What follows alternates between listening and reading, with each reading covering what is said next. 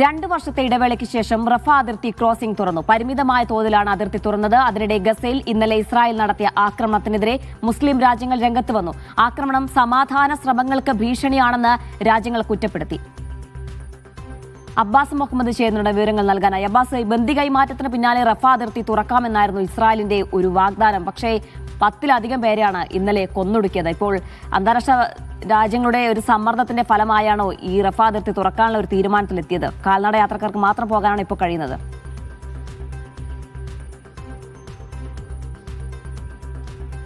ജിന, അതെ, പരിമിതമായ അളവിൽ മാത്രമാണ് നിലവിൽ റഫ അതിർത്തി തുറക്കാൻ ഇസ്രായേൽ തീരുമാനിച്ചിരിക്കുന്നത്. ഇന്ന് ഫെബ്രുവരി 1 തുറക്കുമെന്ന് 2 ദിവസം മുമ്പാണ് ഇസ്രായേൽ അധികൃതർ പ്രഖ്യാപിച്ചിരുന്നത്. ആ പ്രഖ്യാപനം ഇന്ന് നടപ്പിൽ വന്നു. എന്നാൽ അത് പരീക്ഷണാടിസ്ഥാനത്തിൽ മാത്രമാണ് ഇന്ന് ഈ റഫയുടെ അതിർത്തി ക്രോസിംഗ് തുറന്നിട്ടുള്ളത്. അതുകൊണ്ട് തന്നെ ഏറെ പേർക്കൊന്നും അങ്ങോട്ടും ഇങ്ങോട്ടും സഞ്ചരിക്കാൻ ഇന്നായിട്ടില്ല.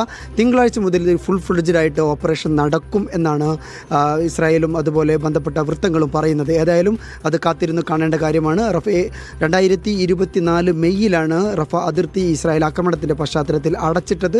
ഇതോടുകൂടി ഒരുപാട് ഗസക്കാർ ഗസക്കകത്തുപെടുകയും ഗസയിൽ നിന്ന് ഈജിപ്തിലേക്ക് പോയ ആളുകൾ ഈജിപ്തിൽ പെടുകയും ചെയ്തു. ഇങ്ങനെ ഗസ അതിർത്തി 2 വർഷത്തെ കാലയളവിന് ശേഷമാണ് വീണ്ടും തുറക്കാനുള്ള തീരുമാനമുണ്ടാകുന്നത്. വീണ്ടും തുറക്കുന്നത് ഇത് ഗസക്കാരെ സംബന്ധിച്ചിടത്തോളം വളരെ പ്രധാനപ്പെട്ട ഒരു ഡെവലപ്മെൻറ്റാണ്. കാരണം 1ാം ഘട്ട വെടിനിർത്തൽ കരാറിലെ വളരെ പ്രധാനപ്പെട്ട ആവശ്യമായിരുന്നു റഫേലെ അതിർത്തി തുറക്കുക എന്നുള്ളത്. ബന്ദികളുടെ മോചനം പൂർണ്ണമായി കഴിഞ്ഞതിന് ശേഷം റഫ അതിർത്തി തുറക്കുമെന്നുള്ളതായിരുന്നു ഇസ്രായേലിൻ്റെ വാഗ്ദാനം.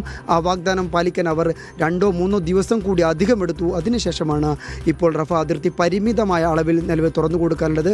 ഇതിൽ നമ്മൾ പ്രധാനമായി മനസ്സിലാക്കേണ്ട ഒരു കാര്യം, ഇത് കാൽനട യാത്രക്കാർക്ക് മാത്രമാണ് ഇപ്പോൾ അങ്ങോട്ടും ഇങ്ങോട്ടും സഞ്ചരിക്കാനുള്ള ഒരു ആക്സസ്, ഒരു അനുമതി ഉണ്ടാകുക. ഈ എയ്ഡ് മൂവ്മെൻറ്റുകൾക്ക്, വലിയ ട്രക്കുകൾക്ക് നിലവിലെ സാഹചര്യത്തിൽ അങ്ങോട്ടും ഇങ്ങോട്ടും സഞ്ചരിക്കാനാകില്ല. റഫ എന്തിനു തുറക്കുന്നു എന്നുള്ള പ്രധാനപ്പെട്ട ചോദ്യമുണ്ട്. ആ ചോദ്യത്തിനുള്ള ഉത്തരം റഫയിൽ കഷ്ടപ്പാട്, ദുരിതം അനുഭവിച്ചു കൊണ്ടിരിക്കുന്ന മനുഷ്യർക്ക് സഹായം എത്തിക്കുക എന്നുള്ളതാണ്. ഈ സഹായം എത്തിക്കാൻ വേണ്ടിയിട്ടാണ് ശരിക്കും റഫ തുറക്കേണ്ടത്. ഈ നിലവിൽ ഈ ഭാഗികമായിട്ട് മാത്രമാണ് റഫ അതിർത്തി തുറന്നിട്ടുള്ളത്. അങ്ങനെയാണെങ്കിൽ ഈ പരിക്കേറ്റ് കിടക്കുന്നവർക്കുള്ള ആശുപത്രി സഹായം, ഒപ്പം ഈ കാൽനട യാത്രക്കാർക്കുള്ള യാത്ര, ഇത് മാത്രമാണ് സാധ്യമാവുക. പ്രധാനമായും അവിടെ ഗസ ജനതയ്ക്ക് വേണ്ടത്, അത്യാവശ്യമായി വേണ്ടത് മാനുഷിക സഹായം ഒരുപാട് എത്തേണ്ട ഒരു സാഹചര്യം കൂടിയാണ് നിലവിലുള്ളത്. അങ്ങനെയാണെങ്കിൽ ഈ ഭാഗികമായി അതിർത്തി തുറന്നതുകൊണ്ട് വലിയൊരു കാര്യം ഉണ്ടാകും, അല്ലെങ്കിൽ ജനങ്ങളുടെ കഷ്ടപ്പാടിന് വലിയൊരു അറുതി ഉണ്ടാകുമെന്ന് പറയാൻ കഴിയില്ല. അതെ ജീന, തീർച്ചയായിട്ടും ഇത് സമ്പൂർണ്ണമായിട്ട് ഇസ്രായേൽ അധികൃതരുടെ പരിശോധനയ്ക്ക് വിധേയമായ ശേഷമാണ് ആളുകൾക്ക് റഫ ക്രോസിങ്ങിലൂടെ സഞ്ചരിക്കാനുള്ള അനുമതി നൽകുക എന്നുള്ള ഇതിൽ പ്രധാനപ്പെട്ടൊരു കാര്യം. അത് തന്നെ നമ്മൾ മനസ്സിലാക്കേണ്ടത് 20,000 പരിക്കേറ്റ മനുഷ്യരാണ് നിലവിൽ ഗസയിൽ നിൽക്കുന്നത്, ചികിത്സയ്ക്ക് വേണ്ടി നിൽക്കുന്നത്. അവർ ഗസയിൽ നിന്ന് പുറത്തു പോയാൽ മാത്രമാണ് അവർക്ക് വിദഗ്ധ ചികിത്സ കിട്ടുകയുള്ളൂ.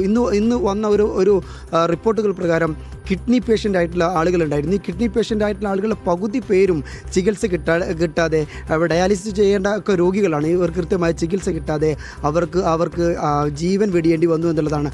ഇങ്ങനെ വളരെ ഗുരുതരമായ ഒരു പ്രതിസന്ധി അവരുടെ റഫേൽ യുദ്ധത്തിൽ പരിക്കേറ്റ ആളുകൾ, ഫലസ്തീനികൾ അനുഭവിക്കുന്നുണ്ട്.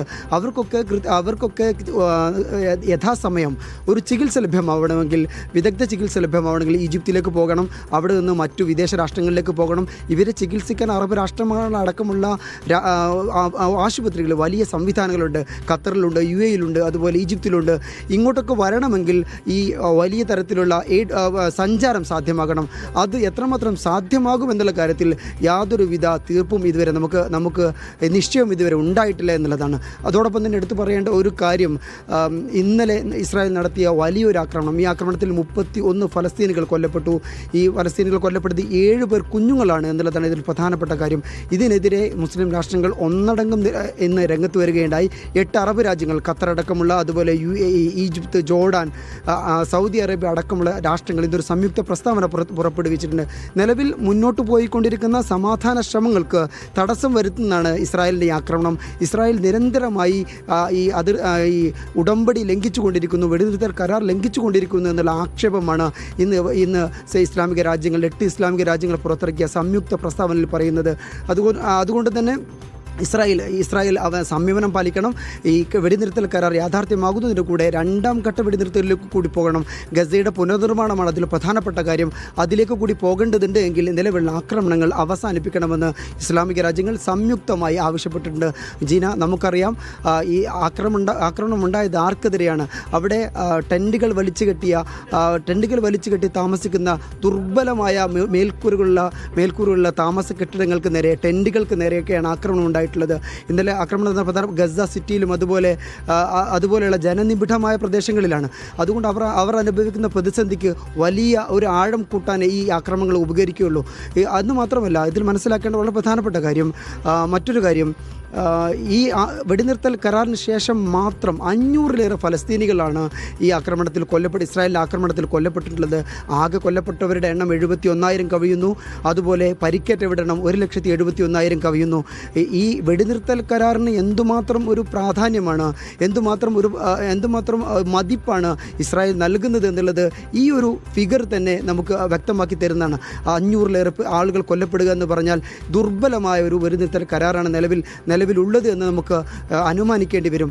കാരണം ഇസ്രായേൽ അതിന് കൽപ്പിക്കുന്ന വില എന്ന് പറയുന്നത് ഇസ്രായേൽ അതിന് തീരെ വില കൽപ്പിക്കുന്നില്ല എന്നുള്ളത് നമുക്ക് ഈ ആക്രമണങ്ങളിൽ നിന്ന് വ്യക്തമാണ്. ഏതായാലും അറബ് ഇസ്ലാമിക രാഷ്ട്രങ്ങൾ ഇസ്രായേലിൻ്റെ നിലപാടിനെതിരെ അതിശക്തമായി നിശിതമായ രീതിയിൽ രംഗത്ത് വന്നിട്ടുണ്ട്. ഇതിൻ്റെ സാഹചര്യത്തിൽ ഇസ്രായേൽ അതിൻ്റെ ആക്രമണം വരും ദിവസങ്ങളിൽ നടത്തില്ല.